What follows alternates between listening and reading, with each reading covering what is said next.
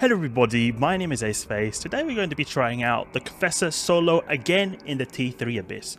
This is basically the same thing as before, but I wanted to see if I can just get this to get killed, because I've been talking about that this should, in my mind, theoretically, I think this will get slapped up by the triple Vedmak wave you can encounter in the T3 Abyss. So far, I haven't got this kind of pulse laser Confessor to die though, so let's just see if we can get it killed, because even though these are hypothetical situations, I'm saying, oh, it probably will die, maybe it won't, maybe it will, get by just fine. We'll see. I want to just see how far I can push this Confessor. The thing that I really like, again, about this fit is just that I think it's just under 200 million ISK. It's possibly able to do solo T3 Destroyer Abyss, giving us equivalent of T4 level loot. And it's not the easiest thing to make a cruiser that costs like this that can do solo T4 Abyss, because that's the level of loot we're almost equivalent of us getting. It'll be really interesting to see what kind of things remote repair Confessors would get though, because you've got those 2 utility highs. They provide a lot of assistance, because they're essentially you're getting just 2 high slots for free there that are not being used here. The only thing I'm using it for is this auto targeting system right now, but the auto targeting system is it's not like a really useful. Come on, just let me go. It's not on my overview for some reason. There we go. Okay. The auto targeting system is always a good thing to have, just if you want to have some extra able to lock up more targets, because it basically uses no resources. I think it only uses 1 CPU, so it's always good to have this. You've got a free high slot and not got anything else better to use there. Really nice little module to have, because you get more extra lock targets, and you could also, if you're a bit lazy, you can just use it to lock up things for you if you're too lazy to lock up things. So let's go in the T3 Electrical Abyss. Hopefully we'll get it through. Or if we die, we'll learn something new and potentially get some more improvements to our fit. Let's see if we get a minus 50%, because it'll be good if we get a minus 50. No, we got a minus 30% EM resistance penalty, because that would be a good best case or worst case scenario to test this thing's tank, because the main thing with the destroyers is tank. You want to have a good amount of tank when it comes to your destroyers in the Abyss, because destroyers, they're not the easiest at getting a good tank, unfortunately. Not the easiest at getting a good tank. They're like destroyers. They're made to destroy things, not get destroyed. If it makes any sense. Let's wreck this rogue drone right here.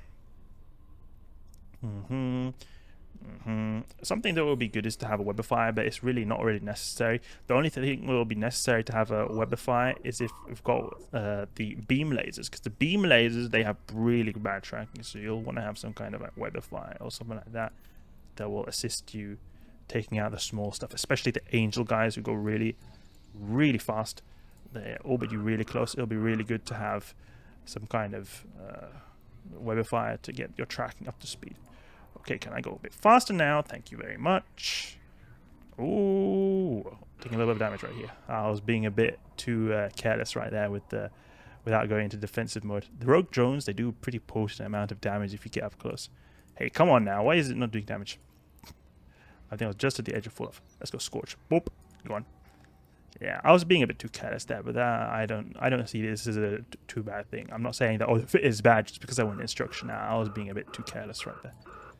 If this was on tranquility, I would have gone defense mode a lot sooner. Yeah, the reason I couldn't hit is because I'm in defense mode now. So defense mode, you've got the worst range, also worst DPS. It's annoying that it nerfs your range. I wish that you had the same range in defense mode, just that you had less DPS, because it's so frustrating that with Scorch I have like the really tiny range with defense mode. What is it, like 10 kilometer optimal? There should be a 20 kilometer optimal or something. I'm in a destroyer. I should be able to snipe things. That's the price you have to pay to get the good tank. The good tank is hard to come by, as I've said before, in the destroyers. Okay, wreck this guy. Let's see now. We've got 18 kilometer range. That's really good here. This plate forger, the logistics guy, dies very quickly. He's I've got a whole lot of tank on him. Let's go to the next room. We're on the test server, so there's no point in looting. But here, when you're using the destroyers in the Abyss, mostly it's worth your time to go for the biocommutative caches, not the extraction nodes, because most of the loot is in the biocommutative caches. They don't get the multiplier the same way the There were like the biocommutative caches do when you're in destroys, you get 2 times more loot, something like that. Let's get a bit of conflag, do as much conflag damage as we can on these damas. Let's approach him. He's gonna die pretty quickly. And this guy is very annoying because he's got ghosting, making our range even worse, but should be alright, should be alright. As soon as we're taking out the damas, it should be pretty good. I'm worried though, we've got a lot of rogue drones on the grid, so it's gonna be a lot of incoming DPS right here. There's a lot of NPCs, in fact.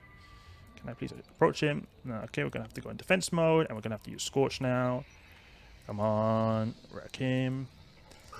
Oh, taking a lot of damage, and that makes a lot of sense. There's a lot. It feels like those in the last wave. There's this amount of rogue drones, and we just got Damavix on top. It's really strange, really strange. We can use a conflag, I think here. No, okay, we can't use conflag. Maybe we use conflag on this guy. What is our range? 6 fall off. Oh my god, that's so bad, so bad. But I think still maybe it'll be a tiny bit better than the Scorch. Come on, please kill him. Okay, I think we have to use Scorch because this is not going good. Is it going better? Maybe. Maybe. The thing is, the problem here, we're going to not do as much DPS, not kill them as fast. They're going to be spooling up. Oof. It's not going to go good. Have we got a Deviant Automata Suppressor anywhere? We may have to start overheating. We are going to get better tank over time. So that's a good thing. So here, maybe will be our fate sealed. Let's keep range 7.5 maybe. That'll be something that will maybe improve our tracking a little bit, because I feel like we're not getting as much tracking. I think maybe he's also got a really good remote repair going on. And it's a good thing that we can overheat a lot, because when we're in the T3 destroyers, they take less damage, a lot less damage to overheating. So you can overheat like really a large amount of damage. Oh, we don't need to even overheat anymore. You can overheat so much when you're in the T3 destroyers. You see that we overheat so much, and we've only taken like 70% damage. Really good. Just need to take out these damas. Oh, that guy's really close. We can use a bit of conflag on him. And then exactly when I switch to conflag, he goes out of range. Oh my, he's smart, this guy. Let's go sharpshooter. If we can go sharpshooter just a little bit of time, just kill him very quickly. Here we go. Glasses off 300. Oof. Oof. No. Come on. Defense mode. Oh. There we go. Dead. We can overheat here as well to wreck this Damavik, and we don't need to use that because we're not doing any damage with this this conflag. Come on, die. Yeah, now he goes in range when I switch out conflag, of course. Oof. There's a lot of damage is being taken now. Why is this wave? It feels like just the previous rogue drone wave is the same amount of rogue drones as the previous wave. They just added a bunch of Damaviks on top of it. Really weird. Come on, just kill this guy, please.